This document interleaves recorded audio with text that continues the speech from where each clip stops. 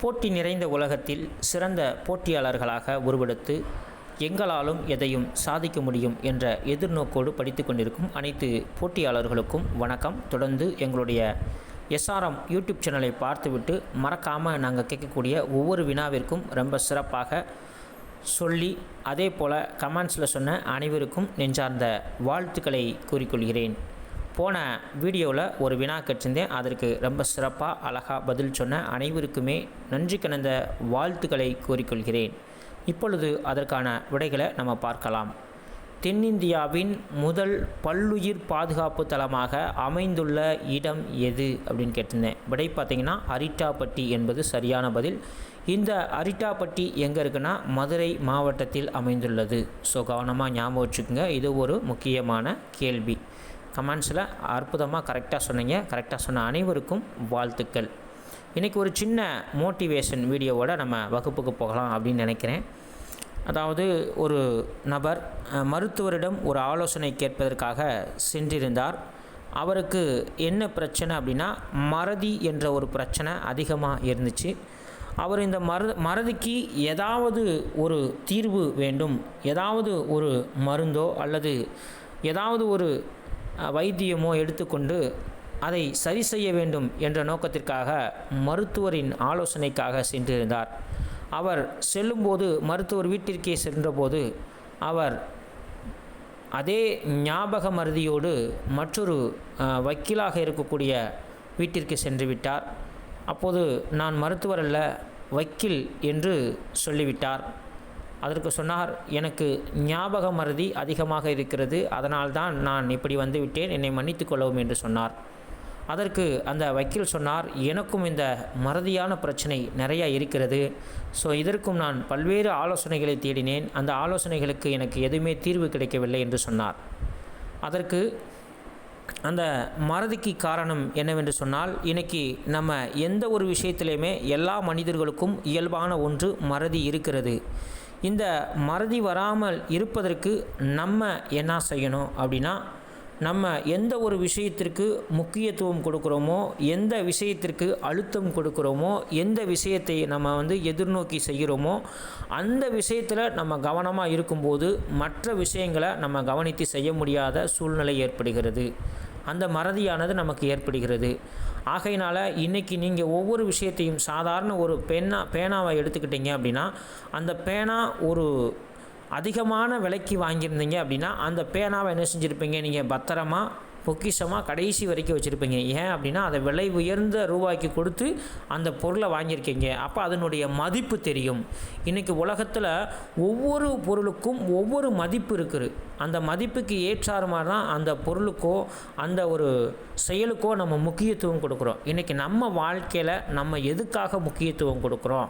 So நம்ம வாழ்க்கையில் நல்லா இருக்கிறதுக்காக முக்கியத்துவம் கொடுக்குறோமா, இல்லை தேவையில்லாத விஷயங்களை எதிர்நோக்குவதற்காக முக்கியத்துவம் கொடுக்குறோமா, இல்லை நம்ம ஏதாவது ஒரு விஷயத்தை சாதிப்பதற்காக முக்கியத்துவம் கொடுக்குறோமா அப்படின்றத நீங்களே சிந்தித்து ஆராய்ந்து இந்த மறதியை போக்கிக் கொள்வதற்கு ஒரே வழி, நீங்கள் எந்த நல்ல விஷயங்களை உங்கள் வாழ்க்கையில் எடுத்துக்கொண்டு அதை சரியாக செய்ய நினைக்கின்றீர்களோ அன்றைக்கு அந்த மறதியானது உங்களின் வாழ்க்கையில் வராமல் தொடர்ந்து நினைவுபடுத்துவதற்கான அடையாளமாகவும் அமையும் என்பதை நான் தெரிவித்துக் கொள்கிறேன். இன்றைக்கி போட்டித் தேர்வில் மாணவர்கள் படிக்கிறீங்க, எங்களால் ஜெயிக்க முடியலை அப்படின்னு சொல்லிட்டு 1 வருஷம் 2 வருஷம் 3 வருஷம் படிப்போம். அதுக்கப்புறம் அந்த தேர்வை விட்டு எங்கேயோ போயிடுவோம், ஏதாவது ஒரு வேலைக்கு போய் சம்பாதிச்சுக்கலாம் அப்படின்னு சொல்லி திரும்ப 5 வருஷம் அதே ஃபீல்டில் வேலை பார்த்துட்டு திரும்ப எக்ஸாம் நோக்கி வருவோம். இதை நான் ஏன் சொல்கிறேன் அப்படின்னா, வேலைக்கு என்பது நீங்கள் எங்கே வேணாலும் எப்போ வேணாலும் போய்க்கிடலாம். ஆனால் படிப்பு என்பது ஒரு குறிப்பிட்ட காலம் வரைக்கும் தான், ஒரு குறிப்பிட்ட கால சூழ்நிலை வரைக்கும் தான். அந்த இலக்கை அடைவதற்கான வழி என்னவோ அதை மட்டும் நீங்கள் தேடுங்கள், அதையே மட்டும் நீங்கள் சிந்தித்து கொண்டிருங்கள். நீங்கள் எப்படி முக்கியத்துவம் மற்ற விஷயங்களுக்கு கொடுக்குறீங்களோ அதே மாதிரி உங்களுடைய வாழ்க்கை முன்னேற்ற பாதையில் செல்வதற்கு முதற்படி படிப்பிற்கும் கல்விக்கும் கொடுக்கும்போது அந்த கல்விதான் உங்களை சென்ற இடமெல்லாம் சிறப்பிற்குள்ளாக்கும் என்பதையும் நான் தெரிவித்துக் கொள்கிறேன். ஓகே ஃப்ரெண்ட்ஸ், இன்றைக்கி பார்த்தீங்க அப்படின்னா நம்ம தமிழ்லேருந்து சில வினாவினைகள் கொண்டு வந்திருக்கேன். ரொம்ப யூஸ்ஃபுல்லாக இருக்கும். மறக்காமல் இந்த வீடியோவை ஸ்கிப் பண்ணாமல் பார்த்துட்டு உங்களுடைய கமெண்ட்ஸையும் சொல்லுங்கள். வாங்க வீடியோக்குள்ளே போகலாம். கேள்வி எண் 1. முத்தையா என்ற இயற்பெயர் கொண்டவர் யார்? விடை பார்த்தீங்கன்னா கண்ணதாசன். முத்தையா என்ற இயற்பெயர் கொண்டவர் யார்? விடை பார்த்தீங்கன்னா கண்ணதாசன். கேள்வி எண் 2. மருந்து பொருட்களின் பெயரால் அழைக்கப்படும் இரு நூல்கள் யாவை? விடை திரிகடுகம், ஏலாதி. மருந்து பொருட்களின் பெயரால் அழைக்கப்படும் இரு நூல்கள் யாவை? விடை பார்த்தீங்கன்னா திரிகடுகம், ஏலாதி. இந்த திரிகடுகத்தில் பார்த்தீங்கன்னா 3 மருந்து இருக்கும். இந்த ஏலாதியில் பார்த்தீங்கன்னா 6 மருந்து இருக்கும். அதனால இந்த திரிகடுகத்தை மும்மருந்து, சுக்கு, மிளகு, திப்பிலின்னு சொல்லுவாங்க. சரியா? இங்கே பார்த்தீங்கன்னா 6. தமிழருக்கு அருமருந்தாய் விளங்கக்கூடிய நூல் எதுன்னு கேட்டிங்கன்னா ஏலாதி அப்படின்னு போட தெரியணும். ஸோ இப்படியும் கேட்பாங்க, கொஸ்டின் அப்படியும் கேட்கலாம். அப்போ எந்த விதத்தில் கேட்டாலும் நம்ம போடுறதுக்கு தயாராக இருக்கணும். சரிங்களா? ஓகே. அடுத்து பார்த்தீங்கன்னா கொஸ்டின் நம்பர் 3. குடும்ப உறவுகள் அன்பு என்னும் நூலால் பிணைந்துள்ளதை உணர்த்தும் பாவேந்தரின் நூல் எது? விடை பார்த்தீங்கன்னா குடும்ப விளக்கு.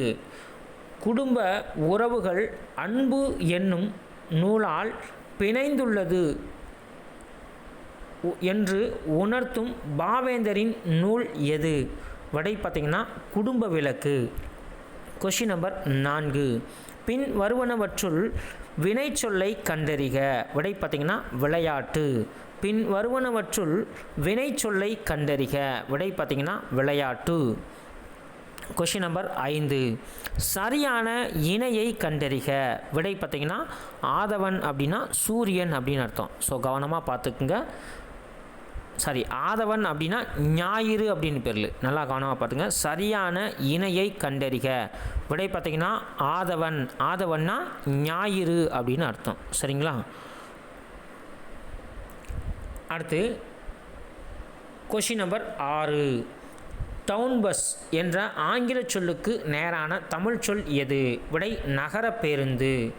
டவுன் பஸ் என்ற ஆங்கில சொல்லுக்கு நேரான தமிழ் சொல் எது? விடை நகர பேருந்து. Question number 7. கண்டான் என்ற சொல்லிற்கான வேர் சொல்லை கண்டறிக. விடை கான். கண்டான் என்ற கண்டான் என்ற சொல்லிற்கான வேர் சொல்லை கண்டறிக. விடை பார்த்தீங்கன்னா கான். Question number 8. அரி என்ற வேர் சொல்லை வினையாளனையும் பெயராக மாற்றுக. விடை அறிவார். அரி என்ற வேர் சொல்லை வினையாளனையும் பெயராக மாற்றுக. விடை பார்த்தீங்கன்னா அறிவார். அடுத்து கொஸ்டின் நம்பர் 9. அட்டானமி, அதாவது AUTONOMY, அட்டானமி என்ற ஆங்கில சொல்லுக்கு நேரான தமிழ் சொல் எது? விடை பார்த்தீங்கன்னா தன்னாட்சி. அட்டானமி என்ற ஆங்கில சொல்லுக்கு நேரான தமிழ் சொல் எது? விடை பார்த்தீங்கன்னா தன்னாட்சி. Question number 10. அடாப்டர், அதாவது ADEPTER, அடாப்டர் என்ற ஆங்கில சொல்லுக்கு நேரான தமிழ் சொல் எது? விடை தகவி. அடாப்டர் என்ற ஆங்கில சொல்லுக்கு நேரான தமிழ் சொல் எது? விடை தகவி. Question number 11. சினிமோட்டோகிராஃபி, அதாவது CINEMATOGRAPHY,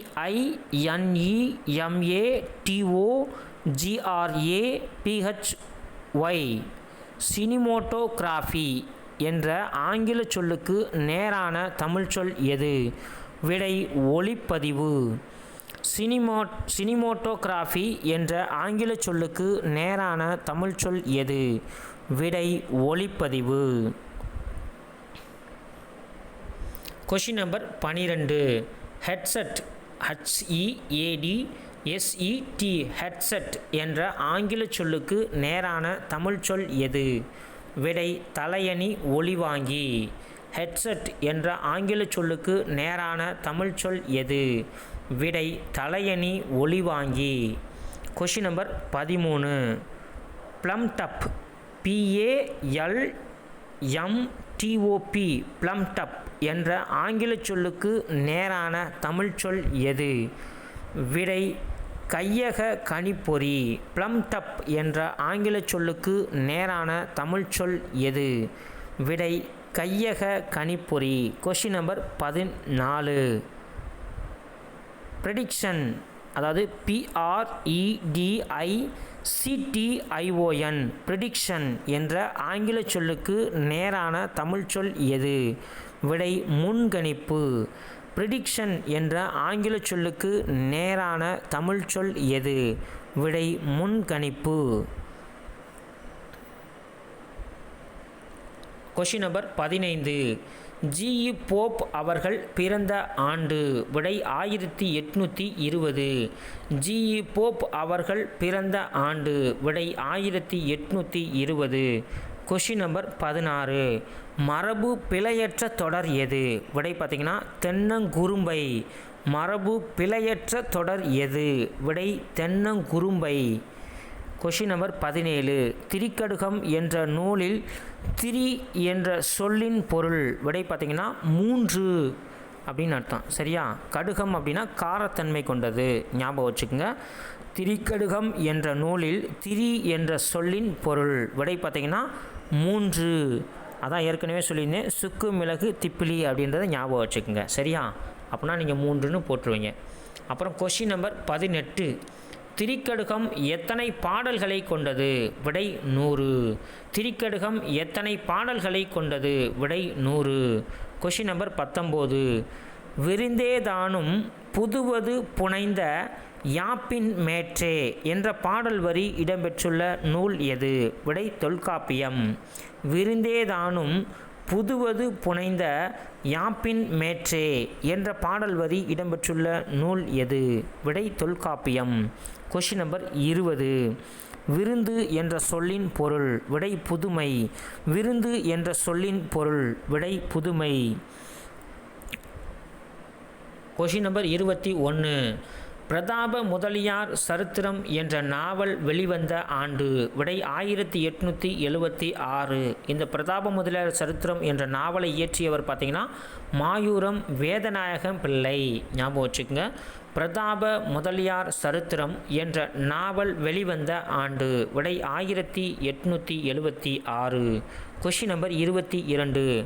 தொடக்க காலத்தில் சிறுகதைகளுக்காக முக்கியத்துவம் கொடுத்த இதழ் எது?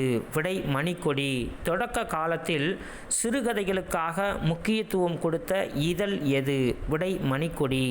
Question number 23.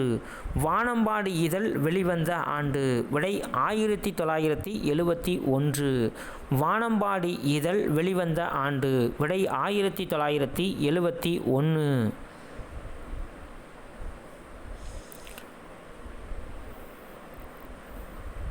Question number 24. இயற்கை வாழ்வில்லம் என்று அழைக்கப்படும் நூல் எது? விடை திருக்குறள். இயற்கை வாழ்வில்லம் என்று அழைக்கப்படும் நூல் எது? விடை திருக்குறள். ஃபைனல் கொஷின் பார்க்க போகிறோம். Question number 25. மாதானுபங்கி என்ற சிறப்பு பெயரால் அழைக்கப்பட்டவர் யார்? விடை திருவள்ளுவர். மாதானுபங்கி என்ற சிறப்பு பெயரால் அழைக்கப்பட்டவர் யார்? விடை பார்த்திங்கன்னா திருவள்ளுவர் என்பது மிக சரியான பதில். ஓகே ஃப்ரெண்ட்ஸ், இந்த வீடியோவை முழுமையாக பார்த்துருப்பீங்க. இந்த வீடியோ உங்களுக்கு யூஸ்ஃபுல்லாக இருந்துச்சு அப்படின்னு சொல்லி நிச்சயமாக நம்புகிறேன். மறக்காமல் இந்த வீடியோவை முழுவதுமாக பார்த்துட்டு எந்த மாதிரி எவ்வளோ அளவுக்கு உங்களுக்கு இந்த வீடியோ யூஸ்ஃபுல்லாக இருந்துச்சு அப்படின்றத கமெண்ட்ஸில் சொல்லுங்கள் ஃப்ரெண்ட்ஸ். இன்றைக்கி உங்களுக்கான ஒரு கேள்வி, அந்த கேள்விக்கு மறக்காமல் பதில் சொல்வதற்கு முயற்சி பண்ணுங்கள். சரிங்களா? கண்ணதாசன் பிறந்த ஊர் எது? அது எந்த மாவட்டத்தில் உள்ளது? கண்ணதாசன் பிறந்த ஊர் எது? அது எந்த மாவட்டத்தில் உள்ளது? அந்த ஊர் பேர் சொல்லுங்கள். அதே மாதிரி அவர் பிறந்த மாவட்டமும் சொல்லுங்கள். தெரிஞ்சுன்னா கமெண்ட்ஸில் சொல்லுங்கள் ஃப்ரெண்ட்ஸ். எதற்காக நம்ம இறுதியில் அந்த வினா கேட்டு உங்களுக்கு சொல்கிறோம் அப்படின்னா, உங்களுடைய முயற்சி இன்னும் வேகமாக இருக்கணும், உங்களுடைய பயிற்சி இன்னும் விவேகமாக வளரணும். இது ரெண்டுமே உங்கள் வாழ்க்கையில் இருக்கும்போது நீங்கள் விரைந்து ஜெயிப்பதற்கான ஒரு அறிகுறியாகவும் நீங்கள் விரைந்து தேடுவதற்கான ஒரு வாய்ப்பையும் ஏற்படுத்தி தரும் என்பதை நான் தெரிவித்துக் கொள்கிறேன். ஆகையினால் நண்பர்களாகிய நீங்கள் தொடர்ந்து எங்களுடைய SRM யூடியூப் சேனலை பாருங்கள். பிடிச்சிருந்தா லைக் பண்ணுங்கள், ஷேர் பண்ணுங்கள், மறக்காமல் கமெண்ட் பண்ணி பக்கத்தில் இருக்க பெல்லைக்கானை ப்ரெஸ் பண்ணி வச்சுக்கிட்டிங்கன்னா நம்ம போடக்கூடிய எல்லா நோட்டிஃபிகேஷனுமே வரும் என்பதை தெரிவித்துக்கொண்டு உங்களிடமிருந்து விடைபெறுகிறேன். நன்றி.